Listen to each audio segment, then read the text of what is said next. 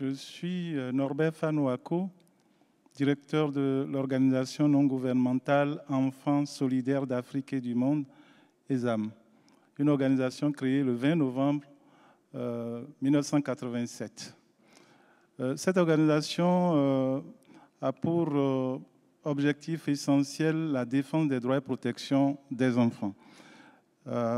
Alors, depuis ces années-là, nous avons fait l'option de travailler avec et pour les enfants, mais à travers les communautés. Nous travaillons essentiellement sur un certain nombre de thématiques et au nombre desquelles je peux citer les enfants en situation de vulnérabilité transnationale. C'est la prise en charge de ces enfants-là.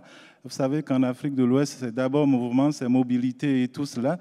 Et lorsqu'il se trouve qu'un enfant est en situation difficile dans sa mobilité d'un pays à l'autre, d'un point à l'autre, eh bien, nous travaillons en réseau au niveau de l'Afrique de l'Ouest pour prendre en charge ces enfants-là. Il ne s'agit pas de les rapatrier, il s'agit de les écouter, d'apporter des solutions si possible sur place et au cas où c'est vraiment difficile et que l'enfant doit retourner dans son pays, eh bien, nous pouvons aider à ce que cet enfant retourne dans son pays, soit pour reprendre le chemin de l'école ou pour une activité de formation professionnelle.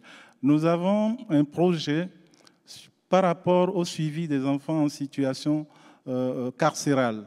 Vous savez, dans nos pays aussi, malheureusement, certains enfants en situation difficile dans leur stratégie de survie développent des actions parce qu'ils savent qu'ils s'ils sont en prison, malheureusement, ils choisissent ce chemin-là, ils peuvent avoir droit à un repas.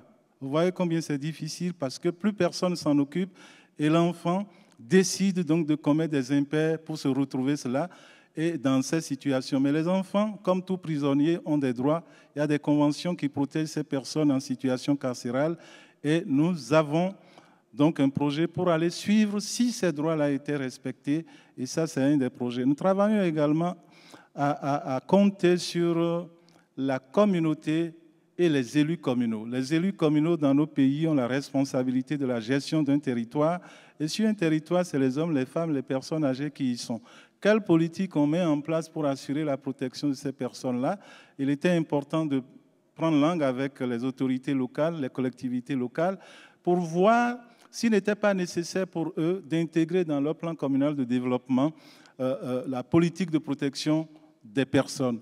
J'ai mis 3 mots-clés là-bas, droit, solidarité et développement, parce que tous, autant qu'on est ici, nous avons des droits et il était important que les autorités puissent respecter ces droits-là. Le droit à l'éducation est un droit fondamental pour moi et par conséquent, la solidarité, c'est l'appel à tout le monde, tous ceux qui pensent que demain, c'est les enfants qui continuent de faire ce que nous avons mal fait, et qu'aujourd'hui, il était important de les former, de leur assurer un devenir meilleur pour que nos pays puissent continuer d'exister et que les compétences puissent se répartir dans le monde, eh bien, il fallait absolument qu'il y ait cette solidarité-là pour que les droits des enfants soient respectés dans le secteur de l'éducation, dans le secteur de la santé, ainsi de suite, ainsi de suite. Le dernier programme, je parle en passant, c'est la migration.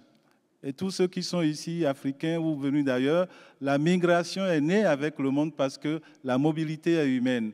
Et ça, nous avons un programme pour essayer de voir aussi les enfants en situation de mobilité non accompagnée, qu'est-ce qu'il faut faire? Ils ont besoin de sécurité et il fallait mettre en place un système. Enfin, dernière chose que je dirais, c'est le rôle de la communauté. On ne peut pas faire en lieu et place de la communauté. Nous les accompagnons pour qu'eux-mêmes, ils intègrent dans leur comportement, depuis la famille, parce que le droit se joue depuis la maison, la maltraitance, c'est depuis là-bas. Une famille violente lègue comme héritage aux enfants la violence. Qu'est-ce qu'il faut faire? Il faut intégrer tout cela et faire en sorte que la communauté comprenne que nous avons besoin de vivre en paix, il faut cultiver la paix.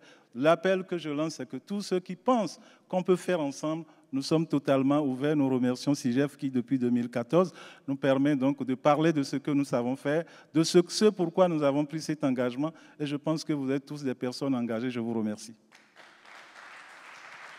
Merci beaucoup.